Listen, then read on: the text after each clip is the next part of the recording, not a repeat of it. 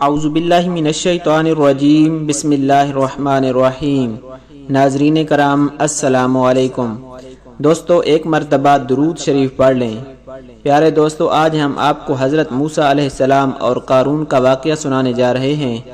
پیارے دوستو اس طرح کے معلوماتی واقعات سننے کے لیے ہمارے چینل کو ضرور سبسکرائب کر دیں۔ ویڈیو اچھی لگے تو ویڈیو کو لائک اور شیئر ضرور کریں اور اپنی رائے کا اظہار کامنٹ سیکشن میں ضرور کر دیا کریں۔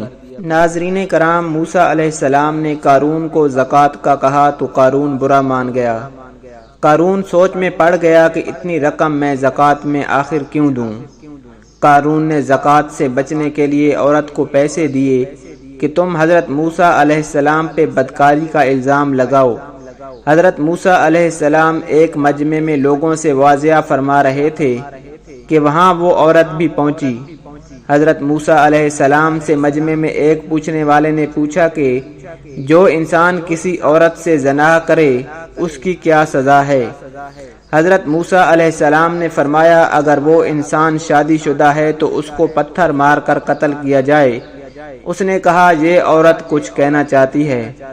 اس نے عورت کو کھڑا کیا تو حضرت موسیٰ علیہ السلام نے پوچھا اے عورت کیا کہتی ہو؟ بی بی کیا مسئلہ ہے آپ کے ساتھ؟ اس کی نظر پڑی نور نبوت پر تو اس نے کہا میں کچھ نہیں کہتی، قارون نے مجھے پیسے دیے تھے کہ آپ پر بدکاری کا الزام لگا دوں۔ حضرت موسیٰ علیہ السلام فوراً سجدے میں گرے۔ اللہ تبارک و تعالی نے فرمایا اے موسیٰ علیہ السلام آج تو زمین کو جو حکم دے گا وہ اس کی تعمیل کرے گی۔ حضرت موسیٰ علیہ السلام جلال میں کھڑے ہوئے اور زمین کو کہا پکڑو اسے۔ جب زمین نے ایک دم قارون کو کھینچا اور پیروں تک زمین میں چلا گیا تو قارون نے کہا اے حضرت موسیٰ علیہ السلام مجھے معاف کر دو۔ حضرت موسیٰ علیہ السلام نے کہا اس کو اور پکڑو، کہ زمین نے اس کو مزید کھینچا اور پیٹ تک چلا گیا۔ قارون نے چیخ کر کہا کہ اے موسیٰ مجھے معاف کر دو۔ حضرت موسیٰ علیہ السلام نے فرمایا اور پکڑو، اور یوں زمین نے اس کو پورا کھینچ لیا۔ کچھ وقت کے بعد اللہ تبارک و تعالی نے حضرت جبرائیل علیہ السلام کو اتارا اور فرمایا موسیٰ بڑا مضبوط ہے تیرا دل، اس نے تیری اتنی منتیں کی اور یہ نرم نہ ہوا۔ میری عزت کی قسم اگر قارون مجھے ایک بار بھی پکارتا تو میں اس کو زمین سے واپس نکال لیتا۔ پیارے دوستو اس بات سے پتہ چلتا ہے کہ ہمارا رب اتنا رحیم ہے، اتنا کریم ہے، جو قارون جیسا آدمی کو معاف کر سکتا ہے تو ہم گناہ کاروں کو بھی انشاءاللہ اللہ تبارک و تعالی معاف کرے گا۔ جو قارون کو معاف کرنے کے لیے تیار ہے پھر ہم تو اس کے محبوب کی امت ہیں، کیا وہ ہمیں معاف نہ کرے گا؟